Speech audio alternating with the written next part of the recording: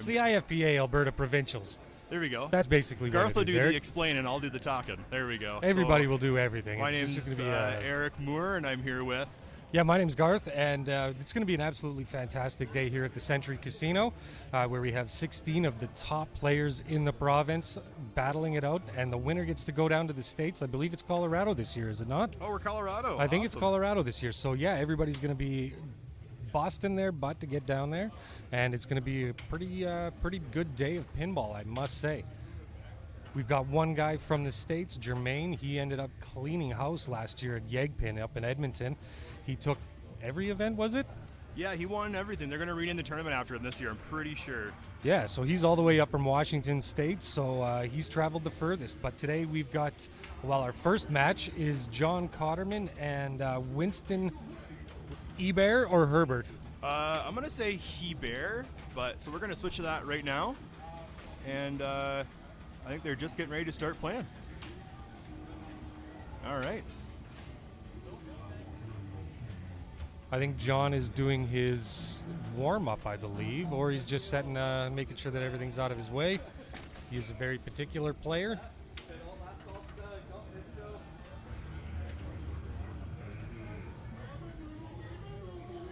He's sporting the Pittsburgh Pirates cap, getting ready for ball season. It's only 68 days away, Eric. Did you know that? Really? Yeah. I am looking forward to who gets caught cheating this year. That's what I'm looking forward to. Well, hopefully nobody cheats here Hopefully today. nobody. No cheating today. No cheating today. No Come on.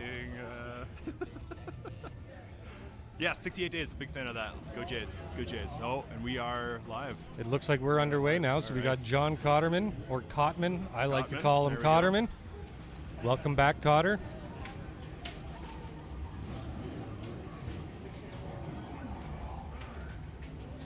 Oh, that was a tough ball one. Everybody's going to need to focus here. So we got Winston coming up now. He's ranked 1,418 in the world.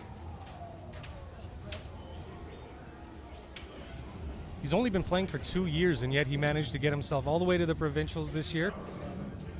He could be somebody to watch. What do you think there, Eric? Oh, he's a young fella, so I bet you he's been playing pinball for only the 2 years he's been IFPA. He's been registered here. Oh, both guys just eat up on ball one there. Tough day at the office. Let's see who can turn it around first. Here comes Cotman.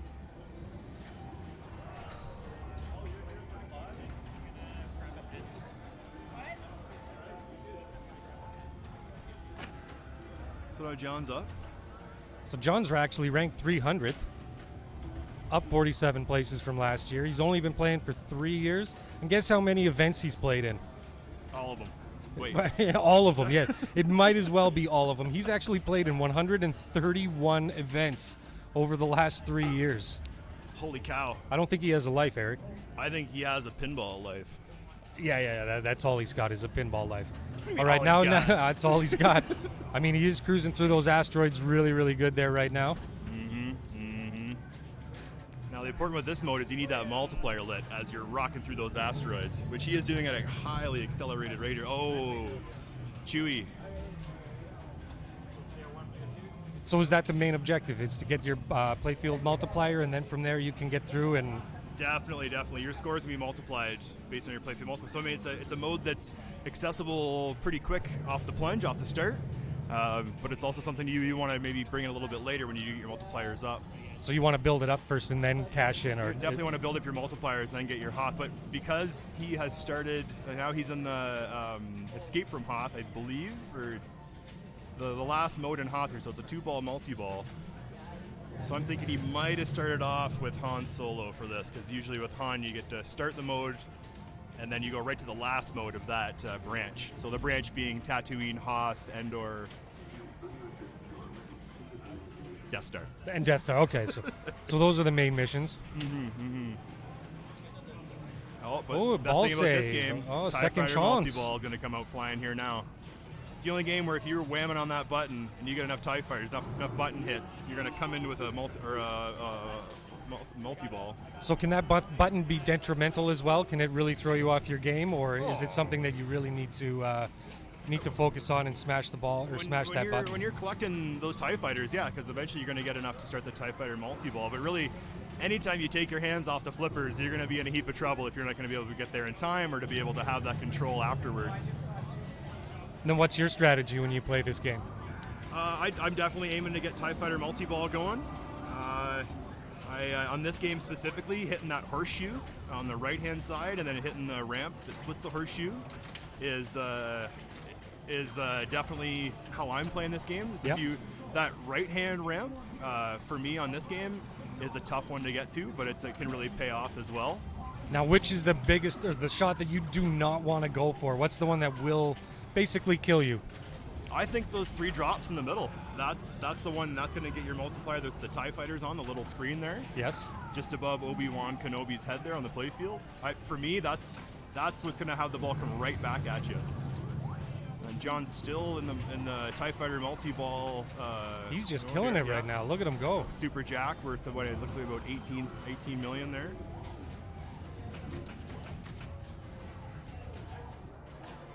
Now, what's he trying to go for now? He's completed the TIE Fighter, did his best he can on that TIE Fighter. Ooh, a little bit of a danger. So I think what he's going to go for now, he's got his, I think it's the Endor, the green shot there. He's got that lit.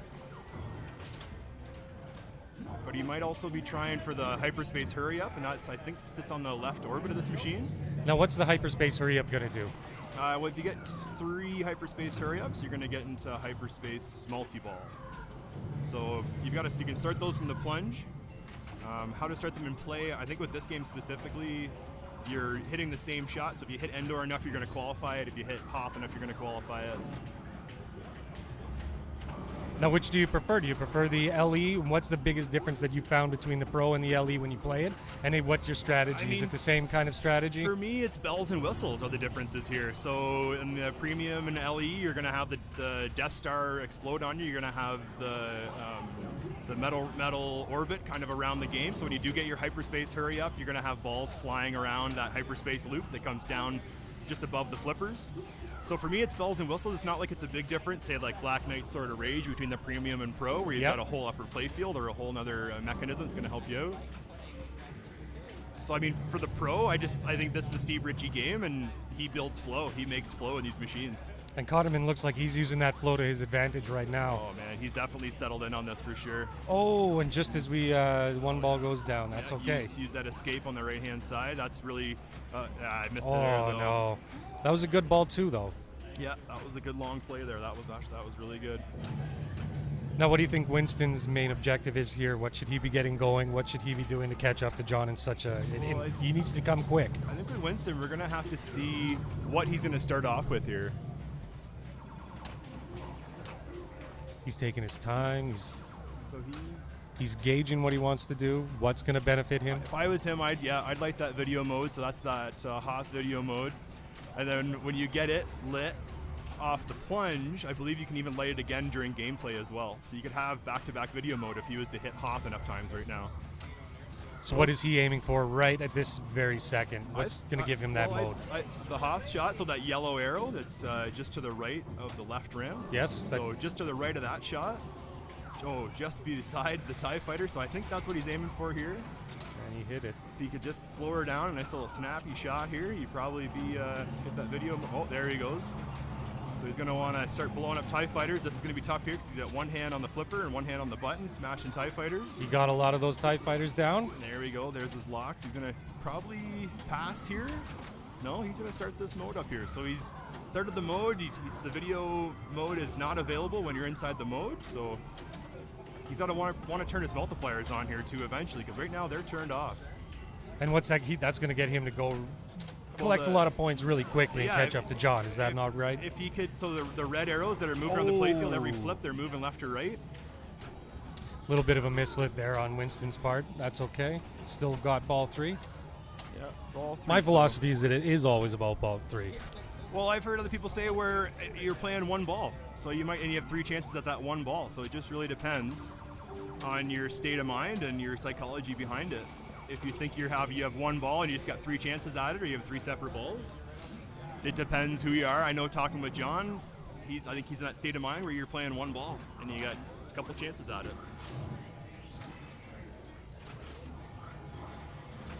All right, he's off to the races now. Let's see what he can do. Oh, he's got that video mode lit again here.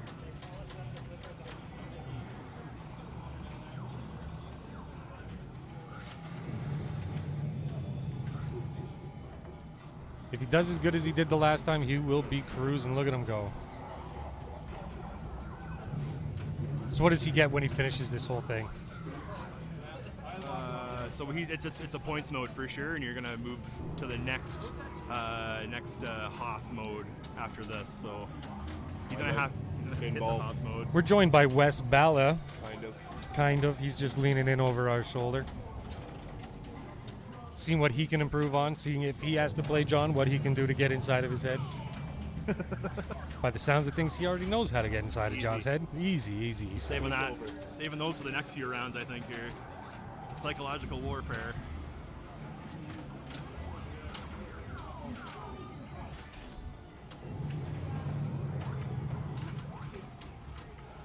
This Star Wars specifically is just fantastic for that U-turn, not draining on you. The little horseshoe that they got over by the left ramp. On the left side there. Sometimes that can just you're going to hit it on the left side of it, and then it's going to come on that right side, right down the middle. So now he's got himself another. The operator's done a really good job of having this game set up where it's a little more quite fair actually. So he's got another 2-ball multi-ball going on. Now, how did he get that multi-ball? What enabled him to get all that? Well, looking at the screen and the color of it, I think he's shot the Tatooine shot. Not 100% sure about it though. It was a quick multi-ball because the ball save ended pretty quick on it. But he don't need no stinking ball save. He don't need no stinking ball save. This is John Cotterman over here. He's got his multipliers doubled right now. There's that shot you want. Yeah, that's going to be some. Now he's got his hyperspace. Yeah. There we go. So he's going to want to shoot that left orbit, I believe. Oh, now we got some replay action. Yeah, that came behind us at the. I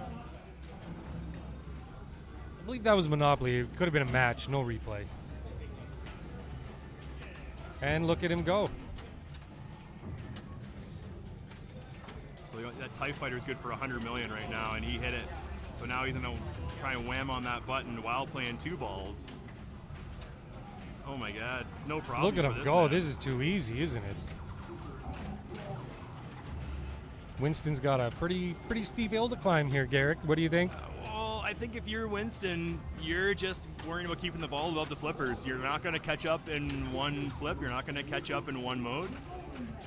You're definitely going to be wanting to try to collect TIE Fighters and then bring a mode into that TIE Fighter mode. I've seen some big points be scored on Lightsaber Duel, so if you can get that going by finishing all the Hoth shots. Yeah. Oh, and there it goes right down the right. But that was one hell of an effort by Cotterman. He knows it. He sees it. Do you think he's feeling confident about this game, or do you think he should still be on edge? You know, it's tough to say. Personally, I think with that score and seeing how much John just played and how little Winston's played during this match. He's a little cold? John's probably feeling pretty good right now. But I mean, now Winston coming up, should you be a little bit scared? Should you be? I mean, just go in confident. Go in, play your game. Don't worry about other people. That's why I prefer playing this week and playing lately to go first. I'll go first, play my game, put my points up. Yeah. And you guys got to try and catch up. That's how I've always felt it playing tournaments as well. I have no problem going first. First is okay for me. Yeah. First isn't too bad at all. And that was a rough go there for Winston on his 3rd ball. John comes away with the win on that one. So that's a W for John Cotman here. That's a big dub.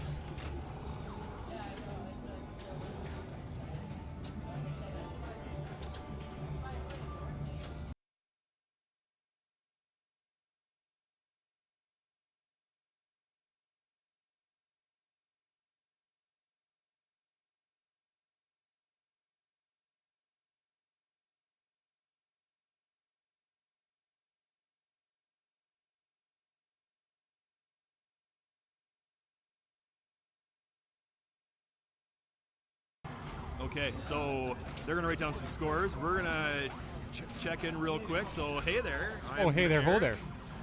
And this is Garth to my right, stage left. Your left, my left. Our other side. So we are live from Calgary, Alberta, showing off Calgary and Edmonton and Alberta's best, and even one of Washington's best as well. So what we're gonna do here is move the machine. So what I'm gonna do is Mute. mute it.